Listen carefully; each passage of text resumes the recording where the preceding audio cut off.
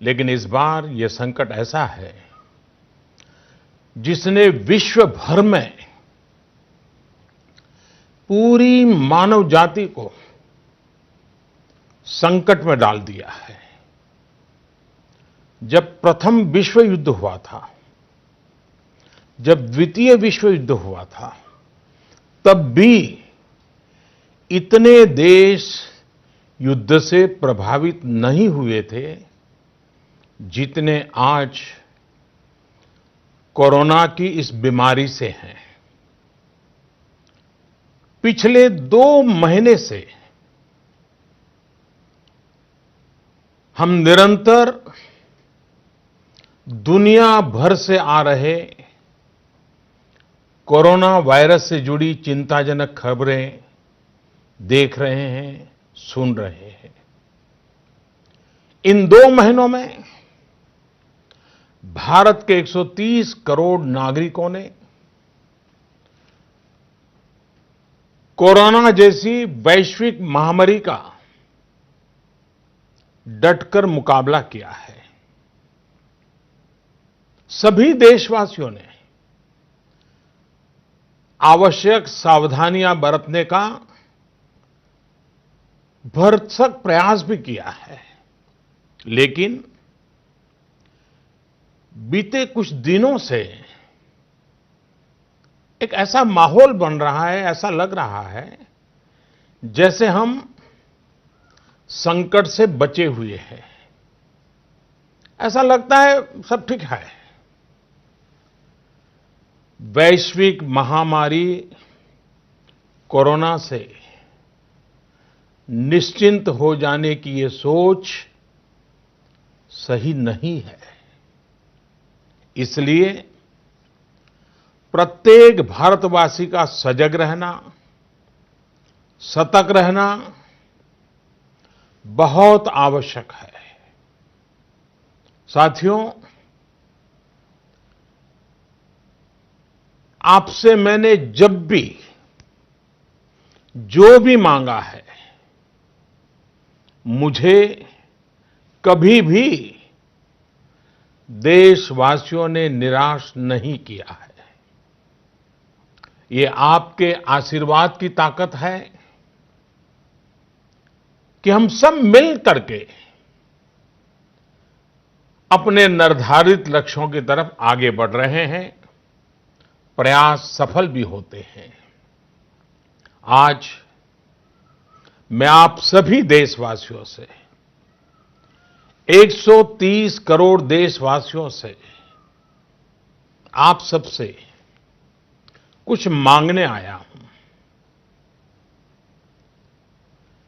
मुझे आपके आने वाले कुछ सप्ताह चाहिए। आपका आने वाला कुछ समय चाहिए। मेरे प्यारे देशवासियों, अभी तक विज्ञान कोरोना महामारी से बचने के लिए कोई निश्चित उपाय नहीं सुझा सका है और न ही इसकी कोई वैक्सीन बन पाई है। ऐसी स्थिति में हर किसी की चिंता बढ़नी बहुत स्वाभाविक है। दुनिया के जिन देशों में कोरोना का वायरस और उसका प्रभाव ज्यादा देखा जा रहा है, वहां अध्ययन में एक और बात सामने आई है। इन देशों में शुरुआती कुछ दिनों के बाद अचानक बीमारी का जैसे विस्फोट हुआ है। इन देशों में कोरोना से संक्रमित लोगों की संख्या बहुत तेजी से बढ़ी है। भारत सरकार इस स्थिति पर, इस वैश्विक महामारी के फैलावे के इस ट्रैक रिकॉर्ड पर पूरी तरह नजर रखे हुए हैं। हालांकि कुछ देश ऐसे भी हैं जिन्होंने आवश्यक निर्णय भी किए और अपने यहां के लोगों को ज्यादा से ज्यादा आइसोलेट करके स्थिति को संभाला है और उसमें नागरिकों की भूमिका बहुत अहम रही है। भारत जैसे 130 करोड़ की आबादी वाले देश के सामने, और हम वो देश हैं जो विकास के लिए प्रयत्नशील देश हैं, और हम जैसे देश पर कोरोना का ये संकट सामान्य बात नहीं है। आज जब बड़े-बड़े और विकसित देशों में हम इस वैश्विक महामारी का व्यापक प्रभाव देख रहे हैं, तो भारत पर इसका कोई प्रभाव नहीं पड़ेगा, ये मानना गलत है। और इसलिए इस वैश्विक महामारी का मुकाबला करने के लिए दो प्रमुख बातों की आवश्यकता है। पहला, संकल्प, और दूसरा, संयम। संकल्प और संयम।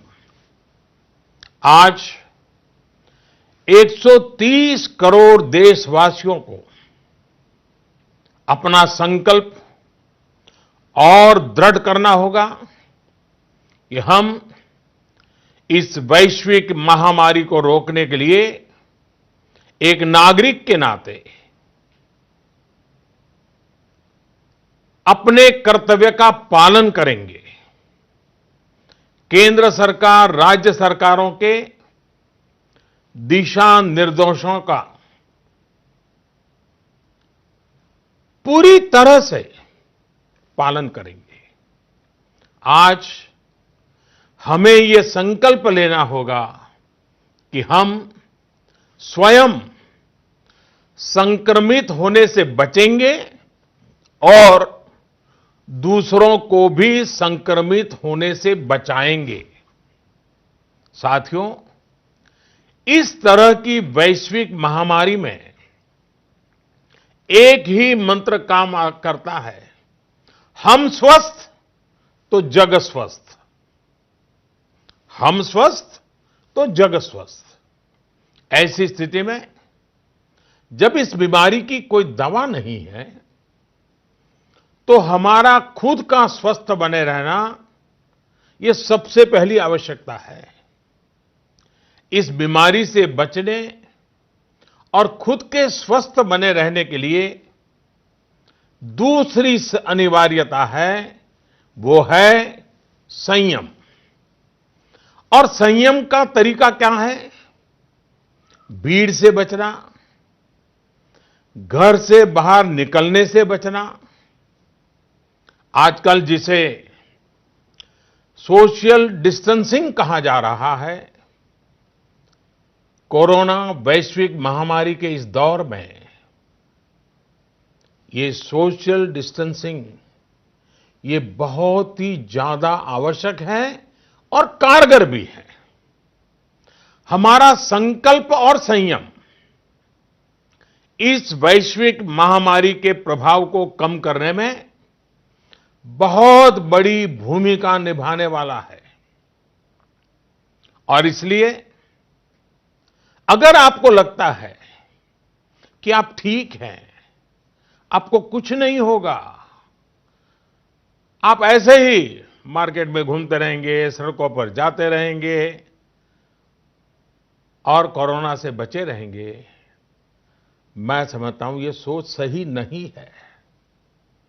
ऐसा करके आप अपने साथ और अपने प्रियजनों को, अपने परिवार के साथ अन्याय करेंगे। इसलिए मेरा सभी देशवासियों से ये आग्रह है कि आने वाले कुछ सप्ताह तक जब बहुत जरूरी हो तभी अपने घर से बाहर निकलें। जितना संभव हो सके आप अपना काम, चाहे बिजनेस से जुड़ा ऑफिस से जुड़ा हो सके तो अपने घर से ही करें। जो सरकारी सेवाओं में हैं, अस्पताल से जुड़े हैं, जनप्रतिनिधि हैं, जो मीडिया कर्मी हैं, इनकी सक्रियता तो आवश्यक है, लेकिन समाज के बाकी सभी लोगों को खुद को बाकी भीड़भाड़ से, बाकी समारोह से आइसोलेट कर लेना चाहिए। मेरा एक और आग्रह है कि हमारे परिवार में जो भी सीनियर सिटीजन्स हो, 60-65 वर्ष की आयु के ऊपर के व्यक्ति हो, वो आने वाले कुछ सप्ताह तक घर से बाहर न निकलें। मैं फिर से आग्रह करता हूं, 60-65 से ऊपर की आयु वाले हमारे सभी परिवार के जन घर से बाहर न निकले। हो सकता है कि वर्तमान पीढ़ी पुरानी कुछ बातों से परिचित नहीं होगी, लेकिन मैं आपको बताना चाहता हूं, मैं जब छोटा था उस समय हम अनुभव करते थे। उस समय जब युद्ध की स्थिति होती थी तो गांव-गांव ब्लैकआउट किया जाता था। शीशे पर भी कागज लगा दिया जाता था, लाइट बंद रखी जाती थी, लोग रात भर चौकी करते थे और युद्ध न हो तो भी साल में 1-2 बार तो वहां के जो नगर पालिकाएं होती थी वो जागरूक होकर के ये ब्लैकआउट का ड्रिल भी करवाती थी। लोगों को आदत बनी रहे इसके लिए प्रयास करती थी। और इसलिए मैं आज प्रत्येक देशवासी से एक और समर्थन मांग रहा हूं। ये है जनता कर्फ्यू। जनता कर्फ्यू यानी जनता के लिए, जनता द्वारा खुद पर लगाया गया कर्फ्यू। इस रविवार यानी 2 दिन के बाद 22 मार्च रविवार को सुबह 7 बजे से रात 9 बजे तक सभी देशवासियों को जनता कर्फ्यू का पालन करना है। इस जनता कर्फ्यू के दरमियान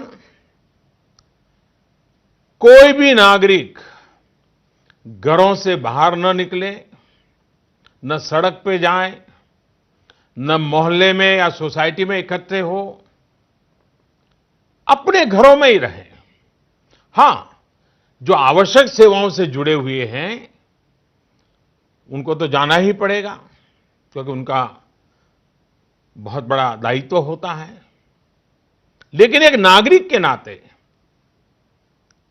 न हम जाए और हम देखने के लिए भी न जाएं। साथियों, 22 मार्च को हमारा ये प्रयास हमारे आत्मसंयम, देश हित में कर्तव्य पालन के संकल्प का एक मजबूत प्रतीक होगा। 22 मार्च को जनता कर्फ्यू की सफलता, इसके अनुभव हमें आने वाली चुनौतियों के लिए भी तैयार करेंगे। मैं देश की सभी राज्य सरकारों से भी आग्रह करूंगा कि वो जनता कर्फ्यू का पालन कराने का नेतृत्व करें। हमारे देश में कई संगठन हैं, एनसीसी हैं, एनएसएस हैं, कई युवा संगठन हैं, सिविल सोसाइटी है, खेलकूद के संगठन हैं, कई प्रकार के संगठन हैं, धार्मिक संगठन है, सामाजिक संगठन है, सब कोई। सबसे मैं अनुरोध करूंगा कि अभी से लेकर रविवार तक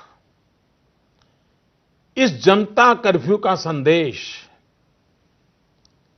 लोगों तक पहुंचाएं, लोगों को जागरूक करें। आप ये भी कर सकते हैं, हर दिन 10 नए लोगों को फोन करके आप इस वैश्विक महामारी के संबंध में नागरिक को करने वाले काम, जनता कर्फ्यू की बात उनको समझाएं, उनको बताएं। मेरे प्यारे देशवासियों, ये जनता कर्फ्यू एक प्रकार से हमारे लिए, भारत के लिए एक कसौटी की तरह होगा। ये कोरोना जैसी वैश्विक महामारी के खिलाफ लड़ाई के लिए भारत कितना तैयार है, ये देखने और परखने का भी समय है। आपके इन प्रयासों के बीच जनता कर्फ्यू के दिन 22 मार्च को, रविवार को ही, मैं आपसे एक और सहयोग चाहता हूं। साथियों, पिछले 2 महीनों से लाखों लोग अस्पतालों में, एयरपोर्ट पर, दफ्तरों में, शहर की गलियों में दिन रात काम में जुटे हुए हैं। चाहे डॉक्टर हो, नर्सिस हो, हॉस्पिटल का स्टाफ हो, सफाई करने वाले हमारे भाई बहन हो, एयरलाइंस के कर्मचारी हो, सरकारी कर्मचारी हो, पुलिसकर्मी हो, मीडिया कर्मी हो, रेलवे, बस, ऑटो रिक्शा की सुविधा से जुड़े लोग हो, होम डिलीवरी करने वाले लोग हो, ये लोग अपनी परवाह न करते हुए दूसरों की सेवा में लगे हुए हैं। आज की परिस्थितियां देखें तो ये सेवाएं सामान्य नहीं कही जा सकती। आज खुद भी इनके संक्रमित होने का पूरा खतरा मोल लेते हैं। बावजूद इसके ये अपना कर्तव्य भी निभा रहे हैं, हर किसी की सेवा करने का प्रयास कर रहे हैं। ये अपने आप में राष्ट्र रक्षक की तरह कोरोना महामारी और हमारे बीच में एक शक्ति बनकर के खड़े हैं। देश ऐसे सब छोटे बड़े व्यक्तियों का, संगठनों का कृतज्ञ है। मैं चाहता हूं कि 22 मार्च रविवार के दिन हम ऐसे सभी लोगों को धन्यवाद अर्पित करें, और धन्यवाद अर्पित करने का तरीका भी देश के एक एक व्यक्ति को जोड़ सकता है। रविवार को, यानी जनता कर्फ्यू के दिन, शाम को ठीक 5 बजे हम अपने घर के दरवाजे पर खड़े होकर या बालकनी में या खिड़कियों के सामने खड़े होकर 5 मिनट तक, रविवार को शाम को 5 बजे 5 मिनट तक ऐसे लोगों का आभार व्यक्त करें। और आभार कैसे व्यक्त करेंगे? ताली बजा करके, थाली बजा करके, घंटी बजा करके हम उनके प्रति अपनी कृतज्ञता व्यक्त करें, उनका हौसला बढ़ाएं, उनको सैल्यूट करें। पूरे देश के स्थानीय प्रशासन से भी मेरा आग्रह है कि 22 मार्च को 5 बजे सायरन की आवाज से इसकी सूचना लोगों तक पहुंचाएं। सेवा परमो धर्म के हमारे संस्कारों को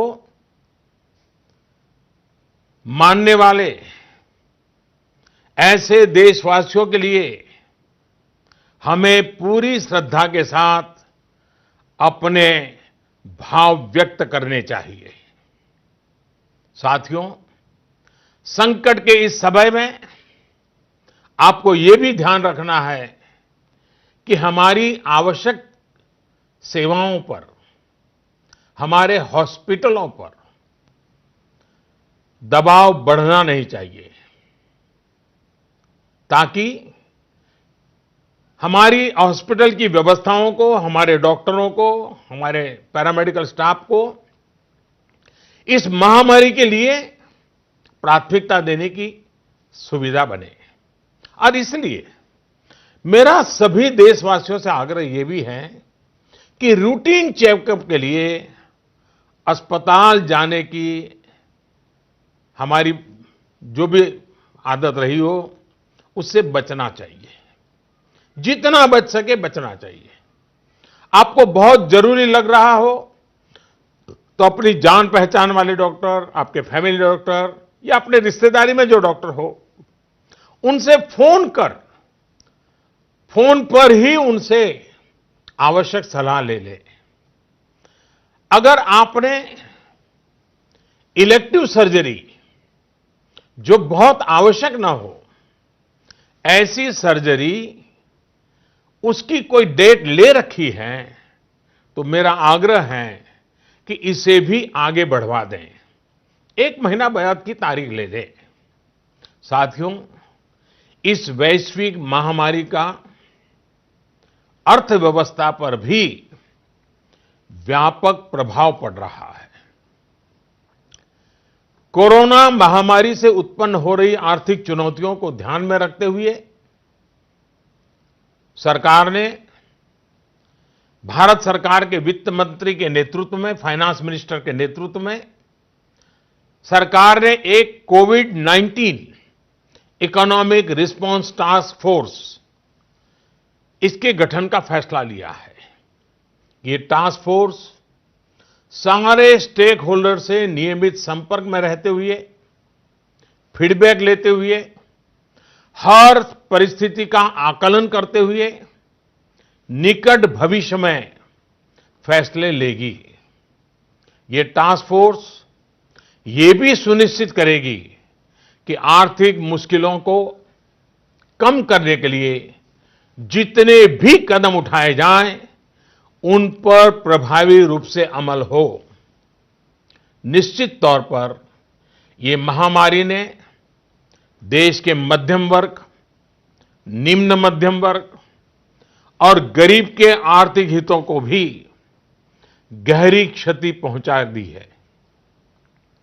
संकट के इस समय में मेरा देश के व्यापारी जगत, उच्च आय वर्ग से भी आग्रह है कि अगर संभव है तो आप जिन जिन लोगों से सेवाएं लेते हैं, उनके आर्थिक हितों का ध्यान रखें। हो सकता है आने वाले कुछ दिनों में ये लोग दफ्तर ना आ पाएं, आपके घर ना आ पाएं। ऐसे में उनका वेतन न काटें, पूरी मानवीयता के साथ, संवेदनशीलता के साथ फैसला ले। हमेशा याद रखिएगा, उन्हें भी अपना परिवार चलाना है, अपने परिवार को बीमारी से बचाना है। मैं देशवासियों को इस बात के लिए भी आश्वस्त करता हूं कि देश में दूध, खाने पीने का सामान, दवाइयां, जीवन के लिए जरूरी ऐसी आवश्यक चीजों की कमी ना हो, इसके लिए तमाम कदम उठाए जा रहे हैं। ये सप्लाई कभी रोका नहीं जाएगा। इसलिए मेरा सभी देशवासियों से ये आग्रह है कि जरूरी सामान संग्रह करने की होड़ न लगाएं। आप पहले जैसे करते हैं वैसे ही सामान्य रूप से ही खरीदारी करें। पैनिक बाइंग ये कतई ठीक नहीं है, उसको न करें। साथियों, पिछले 2 महीनों में 130 करोड़ भारतीयों ने, देश के हर नागरिक ने, देश के सामने ये जो संकट आया है, उस संकट को देशवासियों ने अपना संकट माना है। भारत के लिए, समाज के लिए, देशवासियों से जो बन पड़ा है, हर किसी ने किया है। मुझे भरोसा है कि आने वाले समय में भी हम सभी देशवासी अपने कर्तव्यों का, अपने दायित्वों का इसी तरह निर्वाह करते रहेंगे। हां, मैं मानता हूं कि ऐसे समय में कुछ कठिनाइयां भी आती हैं। आशंकाओं और अफवाहों का वातावरण भी पैदा होता है। कई बार एक नागरिक के तौर पर हमारी अपेक्षाएं भी पूरी नहीं हो पाती। फिर भी ये संकट इतना बड़ा है और वैश्विक है। एक देश भी दूसरे देश को मदद नहीं कर पा रहा है। ऐसी स्थिति में सारे देशवासियों को इन दिक्कतों के बीच दृढ़ संकल्प के साथ इन कठिनाइयों का मुकाबला करने की भी आवश्यकता है। साथियों, हमें अभी अपना सारा सामर्थ्य खुद को बचाने के लिए, कोरोना से बचने के लिए ही प्राथमिकता देनी है।